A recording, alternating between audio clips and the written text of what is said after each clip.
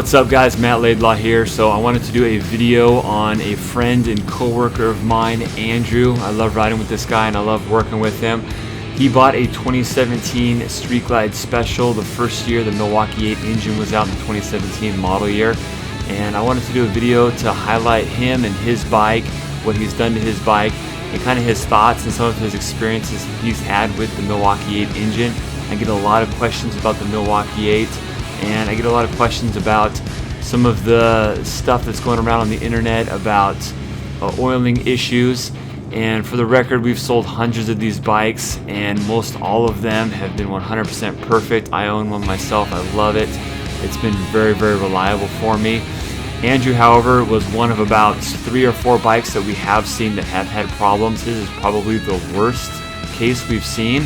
So I want to just kind of be real transparent with one of our customers, and he's actually now an employee of the store. We hired him back in October last year. He wants to give his story about the Milwaukee-Eight, him buying it when it very first came out, the problems he's had with it, and how he's corrected those problems, and how he's enjoying the bike now. So enjoy. So my name is Andrew Acevo. I've been working here at Laidlaw's Harley since October of 2017. Bought my first Harley here. Laidlaw's I've always been a customer here at Laidlaw's from my dad buying his bikes here, and just kind of carried over buying my bikes here. I started riding dirt bikes when I was about the age of 10 or 11 years old.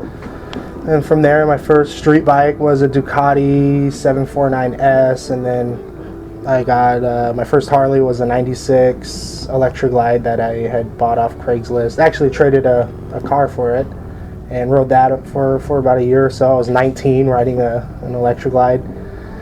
Then from there I just had a couple bikes. I had a Yamaha R1 and rode the canyons a lot, rode Willow Springs, Button Willow, and so you did some track days on did some track days on it. R1. Yeah, I was doing that for 4 or 5, probably 6 years actually, and then got a Yamaha Super Tenere adventure bike, and then did some of that aspect of riding. I like riding all types of bikes. I've worked on old cafe racers to Harleys, and just in the industry, if it has 2 wheels, I'm on it, I'm riding it.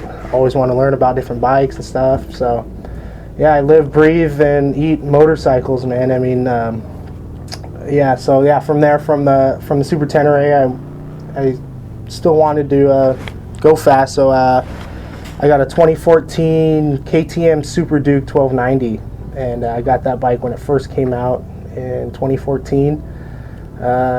I basically transitioned from an R1 to that because I still wanted to ride the canyons aggressively, but I was commuting. I mean, that commute from my house in Monterey Park to the Rock Store, probably religiously every Sunday. I was going there all the time, and hitting the snake. Hitting the snake. Yeah, that was my home. I was meeting a lot of friends there and getting better, and yeah, just riding there. I burned a whole tank of gas at the snake all day till the sun went down. Then rode back home, and on an R1, I mean, it was great. It handled great, and it was really fast. But riding home after a long day of riding, it was tiresome. So I decided to get something a little bit more upright with still a lot of power, and I can ride aggressively. So I got the KTM. I had that for probably about a year, and it just gave me a lot of problems. I had an oil leak problem, and since it was so new, it was a lot of stuff dealers didn't have yet, like certain tools to crack open the motor and diagnostic computers and all that, and you know, and yeah, I had some problems with it. ABS module went out, and that was a problem. It's been to 3-4 different shops, and I remember the last time the bike had an issue was the ABS module. It locked up the front brakes, and I couldn't put it in my truck. I had to relieve the pressure out of the banjo bolt from the caliper. Put it in my truck. Beverly Hills Ducati had it for about a month. It was done. I was just so over that bike. So I picked it up straight from Beverly Hills Ducati, drove it straight over here to Matt, and this is before I worked here in April of 2017. I put it in my truck, drove it here. I said, hey Matt, I want to trade in this bike. I want to get myself a Street Glide. And yeah, without even taking it off the truck, I went from straight over from Beverly Hills to here. He took it off my truck. I picked out my 2017 Street Glide Special, the Milwaukee-Eight. Where does your 48 fit into this? Oh, yeah. Also, I had a Sportster 48 in the mix. That was back in, I want to say... before the KTM? That was before the KTM. I got a Sportster 48. It was a 2013, 2014 48. I had that bike for probably about 8 months. I thought it was a cool bike. It was my primary bike at the time. I didn't like it as a primary bike because the gas tank was so small. Did you have it before your R1 or after your R1? It was at the same time because my R1 was on non-alp, so it was more of a track bike. So that was my road bike, and yeah, the 48's a cool bike. It looks cool, but the gas tank was too small for me and what I was doing. So yeah, I just ended up getting rid of that, and that's actually the bike I traded for the Tenere. So that was then. Okay. So. But yeah, in April 2017, I brought my bike here, the KTM, and then traded that in for the Street Glide. Bought the Street Glide. Had the Stage 3 kit installed at the time of, rolled into my financing. So 17 Street Glide, first year of the Milwaukee-Eight engine. Mm-hmm. Okay. Yeah, I remember walking in through the double doors and yelled out, "Matt Laidlaw, come take this bike off my hands, man." I walk in the showroom. I'm looking at the line of Street Glides. I'm like, dang it, man, he doesn't have my color.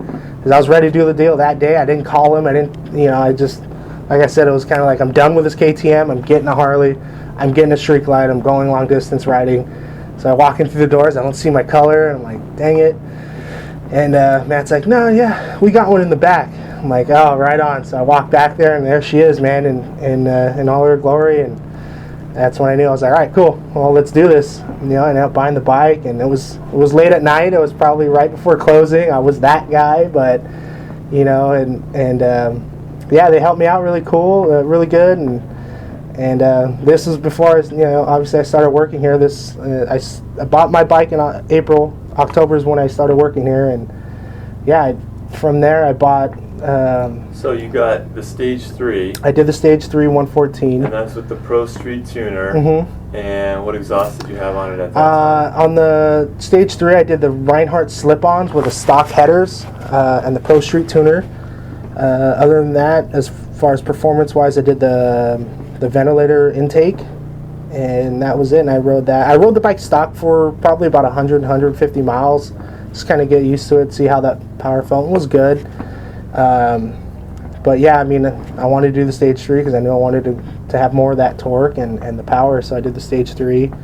I rode that around a while, and yeah, we decided to embark on our trip, and it was me and my dad and a good friend of mine, Brian, and he has a Stage 4 Street Glide, as well as my dad has a Stage 4 Road King. And they both have Stage 4s. I'm the only one with Stage 3, so Brian and my dad both have auto tuners in their bikes. I'm the one that didn't have an auto tuner, and yeah, we embarked on our trip. So our first stop from LA was to Mammoth, California. We went to Mammoth Lakes, and yeah, on the way up, all the bikes were running good, and as we started getting the higher elevation, my Street Glide was kind of sputtering a little bit, kind of coughing, getting higher up in the altitude, and my buddy Brian's like, "Hey man, I'm smelling fuel out of your exhaust." I'm like, "Huh? Well, maybe it's just because we're in higher elevation, and the computer's not compensating, and it's not running to its full potential." So you had the Pro Street tuner, your dad and Brian, yes, who both had Stage 4s, both had the auto tuner on there as well. Yeah, they both had the auto tuner. They didn't. I even asked them, "Did you guys have any sputter or anything coming up here?" "No, the bike's running great." I'm like, "Huh, that's weird." It stopped for a little bit, and yeah, we ended up spending the night in Mammoth, and then from Mammoth we did the June Lake Loop into Yosemite. And then from the June Lake Loop we went into Yosemite, and yeah, from Yosemite. That's when we were probably around 9,000 feet in elevation, and yeah, my bike it started sputtering more, and he comes up behind me, and he comes up beside me. He's like, "Pull over." So we pull over, and right before I come to a complete stop, my check engine light comes on. So I'm like, "Oh, dang it!" We're no cell reception. Just brand new bike, and I was just kind of disappointed. he's like, yeah, your right exhaust pipe the inside was glowing orange. I'm like, dang, what am I supposed to do, man? I mean, we're no cell reception. We're just in the middle of Yosemite, so luckily, the cool feature about the street glides is we have the navigation. It shows the closest Harley dealerships from our current location. So we saw Jamestown Harley-Davidson. So we ended up limping the bike back. At the highest point of elevation, we started coming down, and the bike started running a little better. So that's what I figured. It was I should have got the auto tuner because, you know, riding my bike and then seeing their bike, you know, their bike's running great, you know, and my check engine light was still on. So we come back down, and as we're dropping in elevation. So real quick, if I could interrupt you, Andrew, up until this point, what kind of riding were you doing? Like, were you? I mean, my understanding is you were riding the bikes really hard. I mean, in your pack and everybody, we've ridden together. I mean, it's you're on the gas. I mean, I was wringing every piece of torque out of that stage 3, man. I mean, So it wasn't just a casual ride up the. No. In the twisties, I was hitting. I was ahead of them and getting it. You know, using the bike. You know, staying in the RPMs, riding in the higher RPMs, and it was just, you know, just enjoying the power of the stage 3. Yeah, that's what you buy for it. I mean, not that you shouldn't be able to do that. I'm just saying that, you know, Andrew's an advanced rider, and he was riding it very hard. Yeah, and they were going high speeds. Yeah, and so we go to Jamestown Harley. The check engine light went away, so, you know, we just still wanted to go to Jamestown Harley just so they can check it. That wasn't in our original plan. We decided to go there. They check out the bike. The ghost code was still there, so the code was front cylinder running too rich, so they deleted it. Bike started running great because, you know, we were lower in elevation, so we started back to our trip. We went to stood the night in Carson City, and bikes were all running good. This road in America. Oh, okay, bye. Wrong Asian man. So yeah, we stood the night in Carson City. We took Highway 50, loneliest road in America, which is the centralmost part of Nevada, and that's when I really got on it. It was the bike was running good. I didn't have, you know, any sputters or anything like that, and we're riding through the desert. It was probably a cool 86 degrees on this 2-lane highway going straight from Carson City to Ely, Nevada, which is right before Utah. And this lonely road, man, you wouldn't see a car on this road for more than, you know, an hour. You can be on this road for an hour and won't see a car. So, you know, and there was little small mining towns every 150 miles or so, and we're blasting. I mean, I was 6th gear, sitting on the governor at 110, man, just and Matt has a video, so I mean, you can pop it up here. But I was no speed limit there, and I was enjoying the bike, man. It was stable, just cruise, man. And, you know, we're having stage 3 and stage 4 pulls, man.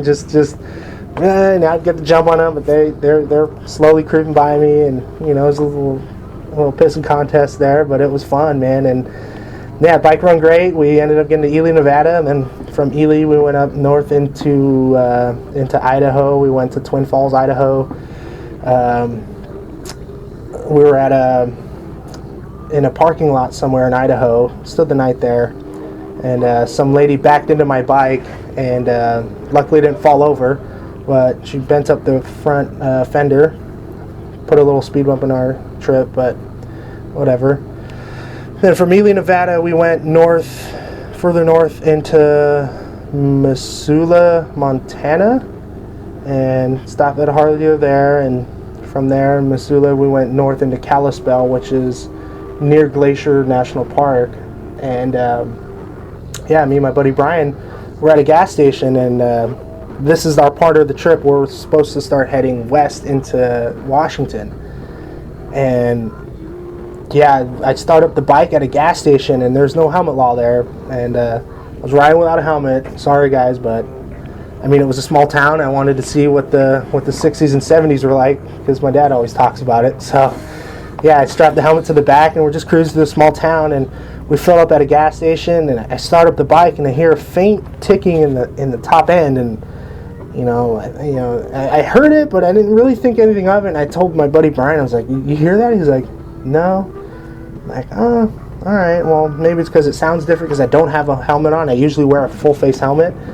And yeah, I heard the ticking, and then we ride through a small town. All of a sudden, my oil light comes on, and I'm like, "Well, dang it, we got to pull over." And I checked the oil, and the oil level was a little low, but I topped it off with oil, and then started riding back towards our destination into Washington. All of a sudden, check engine light comes on, and I'm like, well, let's take it back to the Harley dealership. It was probably only 3 miles away from where we were. So I started limping the bike back, and all of a sudden the bike chugs and rear wheel locks up, and I pull into a parking lot, and I said, well, this is it. I grenaded the motor with probably about 5,000 miles on this bike. And, I was mad, and like, dang it, there goes our trip. Like here it is, furthest north in our trip, and then my motor grenades, and I'm thinking, dang, I was I was on it pretty good, hoping it wasn't my fault. So I called Matt. I remember, this is before I started working here. I called Matt, and I was like, hey Matt, my engine quit on me, and I locked up here. You sold me a bad bike, man. Nothing like that. Was cool. And he's like, oh, hold on, let me talk to Brent. And he talked to Brent, which is the owner of Laidlaw's. And I got a call from Brent. He's like, hey Andrew, we're gonna take care of everything. He called the owner of Grizzly Harley-Davidson in Kalispell, in Missoula, and orchestrated logistics of my bike and everything. So one of the guys from Grizzly Harley-Davidson drove 100 miles north to pick my bike up from their sister store in Kalispell, drove me and the bike back down to Grizzly Harley-Davidson, and ended up renting a car and finishing the trip in a Kia Soul, lime green Kia Soul. And did it have good power? It had great power. Yeah, I found the governor in that thing too. And the e-brake was abused. No, but yeah, I was. So we got your bike back to Laidlaw. Got my bike back here, and yeah, what turned out to be the problem? The problem was the first generation oil pump had quit, and that's what Keith said. So you had the famous Milwaukee-Eight oil. Yeah, and he's like, yeah, it was the oil pump that quit on you, and had it all taken care of. And I told Keith, I was like, hey man, is this a good opportunity to go stage 4? He's like, yeah, the cylinders actually were seized inside, the pistons were seized in the cylinders, so yeah, it starved the engine of oil. So yeah, friction caused basically the pistons to weld into the cylinders. So he's like, yeah, but the bottom end was great. I believe they ended up replacing the whole engine. So yeah, from there, I had when I bought the bike, I did the 5-year warranty, extended warranty on it. You did all the stage 3. I did the stage 3 under the first 60 days. I did the stage 3. I did the stage 2 boom audio. That way, I know how electrical is. So if a speaker blows out or anything happens with electrical, I'm covered 6 years from now, and because I'm always blasting my music, I'm enjoying the bike. So yeah, I did everything. I did the wheel and tire, which paid for itself the first time. I did the extended warranty, which already paid for itself. And yeah, I fully believe her. So we were going to pay for the stage 3, and so you decided, hey, let's just do stage 4 this time. Yeah, Keith worked it out. He got me a stage 4. I got everything lined up. He did the bike and did up the bike really well, and broke it in. And getting used to the stage 3 power and then transitioning to stage 4 was obviously a big difference from the stage 3 being more of a torquier build, and the stage 4 being a little bit more top-end build. I really enjoyed the stage 4 more for my riding needs. I do a lot of long-distance riding. I can find myself on 2-lane highways where I have to pass semis, so the stage 4 for my need is, it's a lot better for clicking it down into 5th gear and just rolling it on and passing semis and slower cars, and And yeah, I mean, I like the Stage 4 for what I do and how I ride. And both of these stage kits that I rode didn't have the auto tuner. And I told myself I'll get the auto tuner eventually. Especially doing long distance. It's good if you're in different altitudes. If you're climbing mountains or going to the desert floor, it's good to have the bike compensate the air to fuel mixture. I've done a lot more miles on my Stage 4 than I have on my Stage 3. But yeah, I got used to it being, what it was. And then I got the opportunity to get to purchase a Cobra 2-in-1 exhaust system, a full header. And I heard stories of header systems not working well with the Milwaukee-Eight, and you're losing a lot of low-end torque. And yeah, my buddy Brian, he had an X-Pipe by Vance and Hines, and he lost a lot of torque. And a customer that I sold a bike to got that same header system and did the full system from Vance and Hines, and they both ended up coming back about 2 months and then putting their stock header back on with just slip-ons.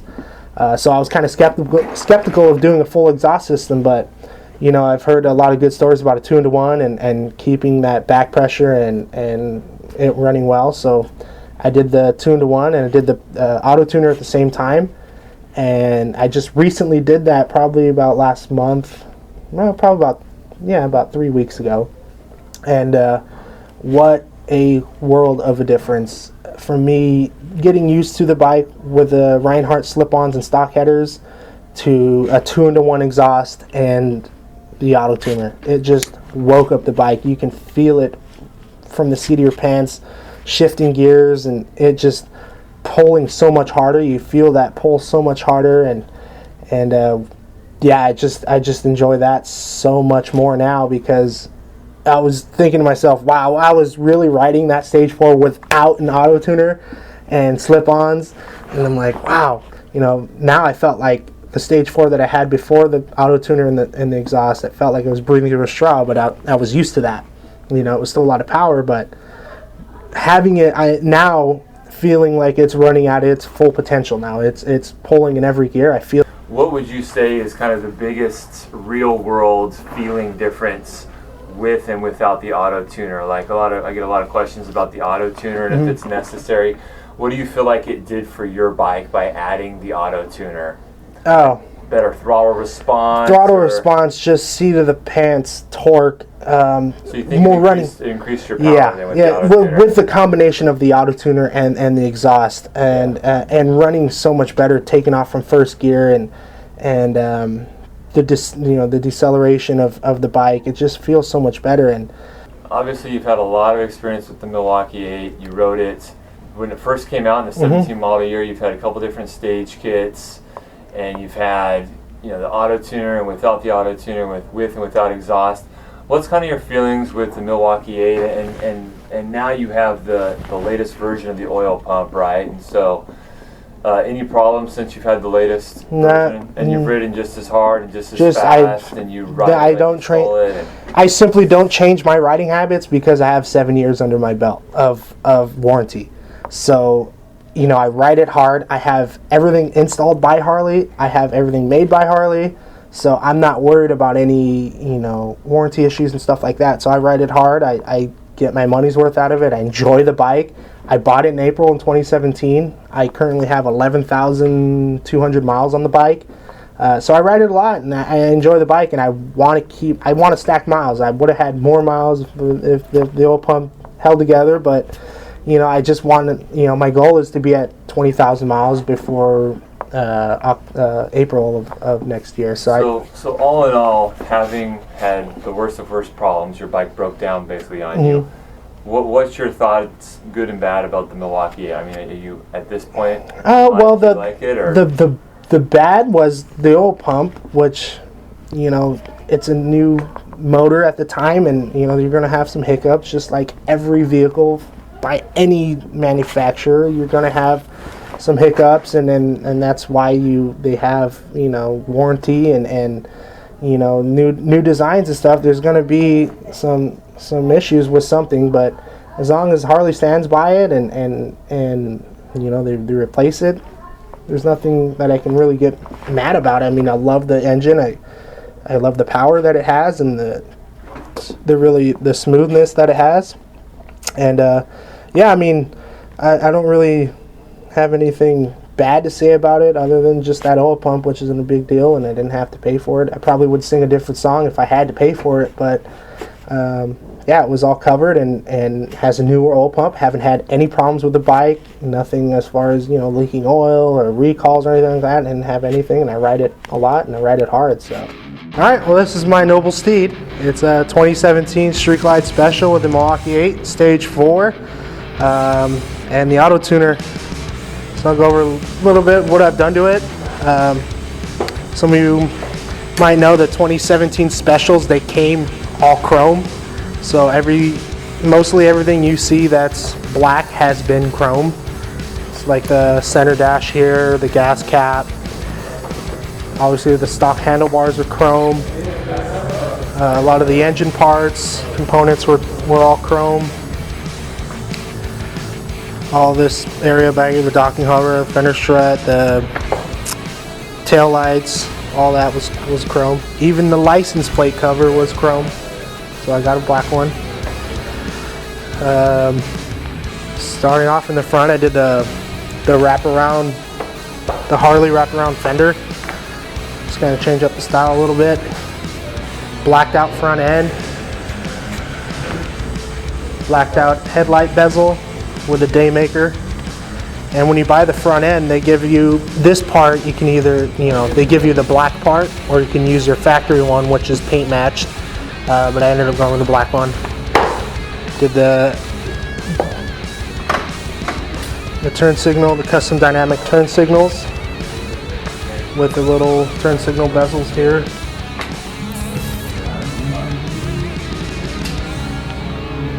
Axle covers in the front, axle nut covers in the front.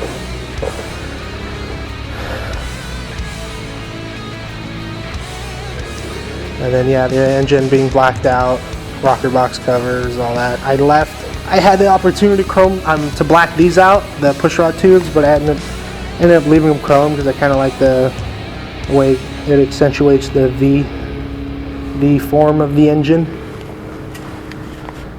2-in-1 Cobra exhaust, which I really like. Sounds great. For how long now? Probably about 3 weeks. Your newest addition. Yeah, and I can't speak enough good words about it. I love the fit and finish to it. Even John the mechanic, he after he put it on, he's like, man, the heat shields went on really nice. Everything just came together really good. You didn't have to fight anything. So yeah, it just went together really well. I did buy floorboards. They were off of a Road King, so I just threw those on for a little bit of comfort for the passenger. Heavy breather intake. I actually started off with a ventilator, but I ended up doing a heavy breather. I just like the way you can hear it actually sucking in the air, and sounds really cool and looks cool in my opinion. It's a CNC seat, custom made. And they actually have gel insert here, and then the passenger seat's been widened out about 1.5 inches, but obviously I can leave that off. And it has a fitting for the backrest for the rider. Blacked out the bag handles.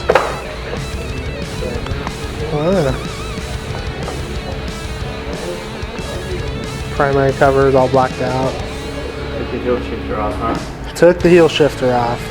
Just gets in my way. I usually like hanging my heel off towards the back of the floorboard.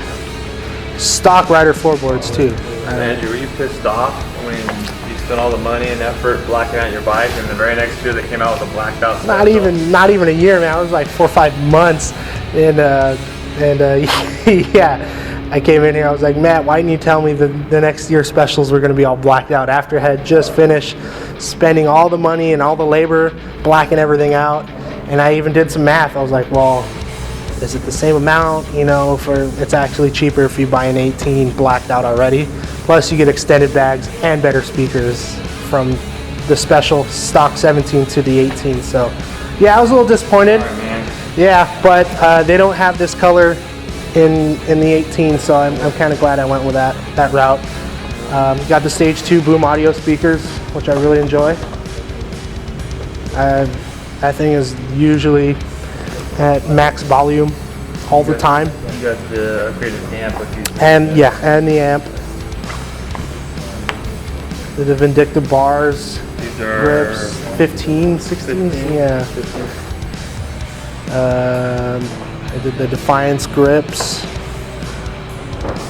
Sure, they're all right. I kind of want to change them out and get something different. But they're pretty cool. But yeah, other than that, I mean, windshield's Clockwork 6.5, I believe, which I speak highly of this one. I haven't tried the Harley wind splitter. I just bought this. Yeah, I believe it comes out to something like that, 6-inch or something like that.